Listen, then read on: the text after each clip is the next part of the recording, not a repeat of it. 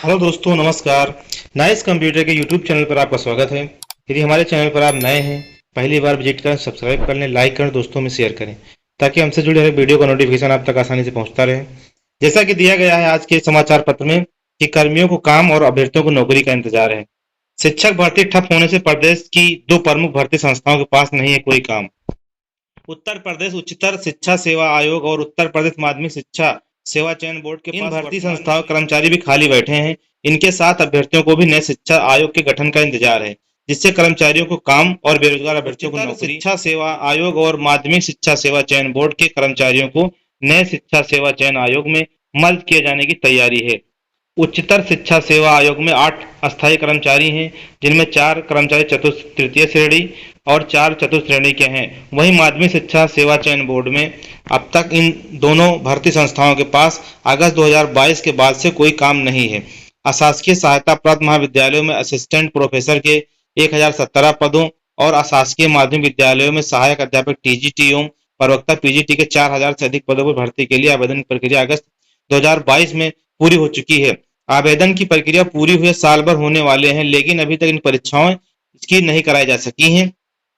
अभी तक परीक्षाएं इसकी अटकी पड़ी हैं और इसमें बताया गया कि अब नए शिक्षा सेवा चयन आयोग के गठन के बाद ही अधूरी पड़ी शिक्षक भर्ती शुरू कराई जा सकेगी। उच्चतर शिक्षा सेवा आयोग और माध्यमिक शिक्षा सेवा चयन बोर्ड को नए आयोग में मर्ज किया जाना है। ऐसे में कर्मचारियों को भी काम मिलने का इंतजार है। वहीं इन दोनों भर्तियों के लिए आवेदन करने वाले तकरीबन 15 लाख अभ्यर्थियों को भी नए शिक्षा सेवा चयन आयोग के गठन का इंतजार है, जैसा कि आज बताया गया है। इसमें तो जो नया शिक्षा चयन आयोग आने वाला है, उसमें इन दोनों आयोगों को मर्ज करने की व्यवस्था बनाई जा रही है, जिससे एक बड़ा आयोग बनकर तैयार होगा। अगली सूचना है कि 1 लाख सफाई कर्मचारियों को पंचायती राज विभाग का झटका। सफाई कर्मचारियों के पदोन्नति का बहुप्रतीक्षित प्रस्ताव खारिज कर दिया है। ग्राम पंचायत अधिकारी के 20% पदों पर पदोन्नति कर रहे थे मांग। पंचायती राज विभाग ने प्रदेश के 1 लाख सफाई कर्मचारियों को तगड़ा झटका दिया है। विभाग ने सफाई कर्मियों को पदोन्नति से संबंधित प्रस्ताव को खारिज कर दिया है। इससे सफाई कर्मियों में काफी नाराजगी है। बसपा शासनकाल के दौरान 2008 में राजस्व ग्राम स्तर पर चतुर्थ श्रेणी संवर्ग में सफाई कर्मियों की नियुक्ति की गई थी। इसके लिए सफाई कर्मी के 1,08,848 पद सृजित थे। वर्तमान में करीब 1 लाख सफाई कर्मी कार्यरत हैं। भर्ती के समय सफाई कर्मी के लिए शैक्षिक योग्यता साक्षर तय की गई थी, लेकिन इन पदों पर बड़ी संख्या में उच्च योग्यता व प्रोफेशनल डिग्री डिप्लोमाधारी युवाओं का चयन हुआ। सफाई कर्मचारियों का सेवा संगठन पिछले 1 दशक से उच्च उच्च योग्यता वाले प्रतिभावान युवाओं को पदोन्नति का अवसर दिलाने के लिए सरकार से मांग कर रहा था। इसके लिए पंचायती राज निदेशालय से लेकर शासन तक लंबा विचार विमर्श हुआ। निदेशालय ने अपनी स्पष्ट संस्तुति के साथ शासन को प्रस्ताव भेजे। शासन स्तर पर भी कई बार सकारात्मक कार्रवाई की पहल हुई। वित्त और कार्मिक विभाग से राय ली गई, मगर शासन स्तर पर निर्णय हो इसके लिए पहले ही कुछ सफाई कर्मचारी उनके संगठन के प्रतिनिधि हाईकोर्ट चले गए, जहां शासन के अधिकारी अवमानना के दायरे में आ गए। तो इस तरीके से आप देख सकते हैं, इसमें जो इनका प्रस्ताव खारिज कर दिया गया है। केंद्र सरकार की ओर से संचालित स्वच्छ भारत मिशन ग्रामीण योजना में ग्राम पंचायतों में सफाई पर विशेष ध्यान दिया जा रहा है।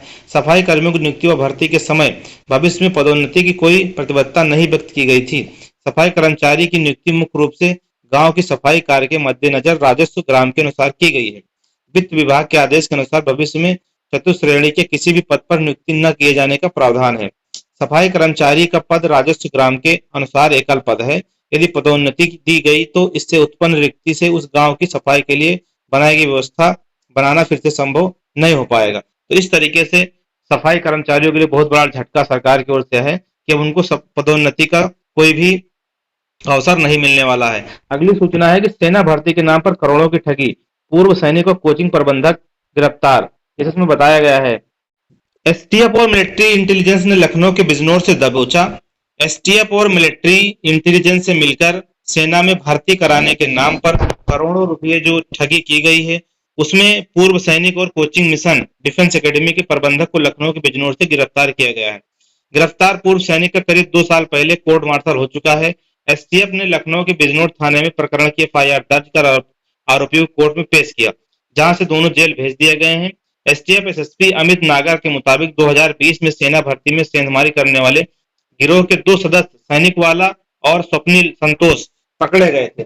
इसमें बक्सी का तालाब के कमलाबाद बड़ौली निवासी सैनिक पवन राज का भी नाम सामने आया था, लेकिन वो फरार था। इसी आधार पर इन तीनों का कोर्ट मार्शल हुआ था। तब से पवन राज की तलाश चल रही थी। एसटीएफ को मिलिट्री इंटेलिजेंस से मिलकर शनिवार को पवन राज और उसके साथी मोहनलालगंज के रानी खेड़ा के रहने वाले सतीश यादव को गिरफ्तार किया।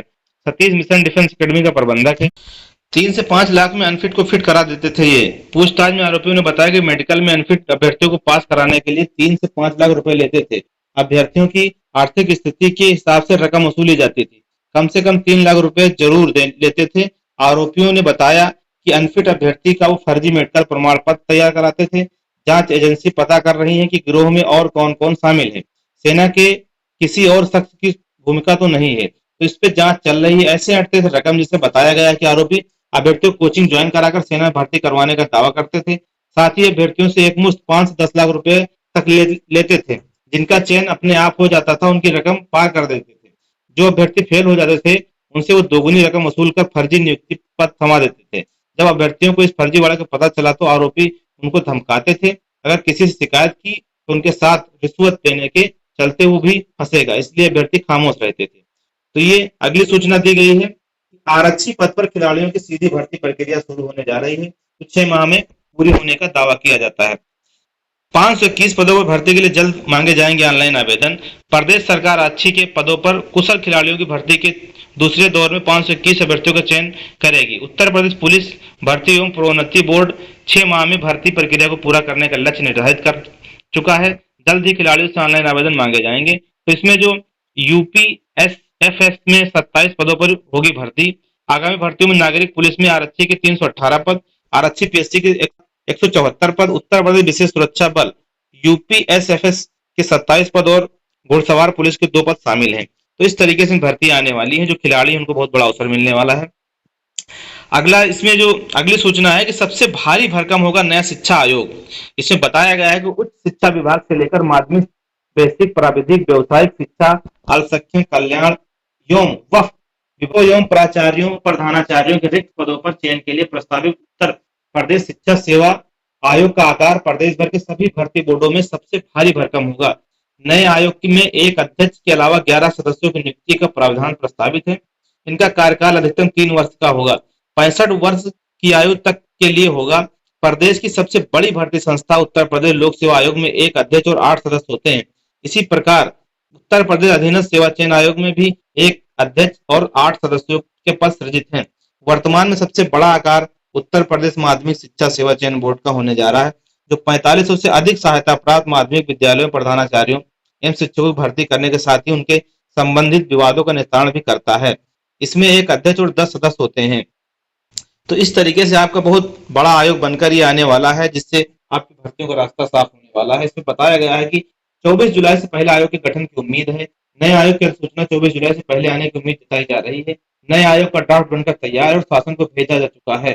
सहायता प्राप्त माध्यमिक विद्यालयों में असिस्टेंट प्रोफेसर भर्ती शुरू करने को लेकर दायर याचिका में 24 जुलाई को हाईकोर्ट में सुनवाई प्रस्तावित है। ऐसे में उससे पहले विधेयक के जरिए आयोग के गठन की उम्मीद जताई जा रही है।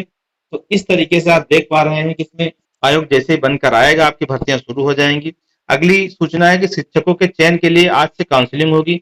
सूबे के सहायता प्राप्त माध्यमिक विद्यालयों में प्रशिक्षित स्नातक और प्रवक्ता पद पर 2016 और 2021 की भर्ती में चयन के बाद भी शिक्षकों कार्यभार ग्रहण न करने के कारण रिक्त रह गए थे। तो ये बताया गया इसमें कि 10 से 26 जुलाई तक इनकी काउंसलिंग होने वाली है, जहां से इसके बारे में सूचना दी गई है। तो दोस्तों ये थी सूचनाएं जो आज विभिन्न समाचार पत्रों में दी गई थी, रोजगार और शिक्षा से जुड़ी है। आशा करते हैं आपको वीडियो काफी पसंद आया होगा। यदि हमारे चैनल पर आप नए हैं तो सब्सक्राइब कर लें, लाइक और दोस्तों में शेयर करें, ताकि आप तक नौकरी से जुड़ी सूचनाएं हम आसानी से पहुंचा पाएं। वीडियो को पूरा देखने के लिए आपका प्रेम पूर्वक धन्यवाद। मिलते हैं अगले वीडियो में नई सूचना के साथ। तब तक के लिए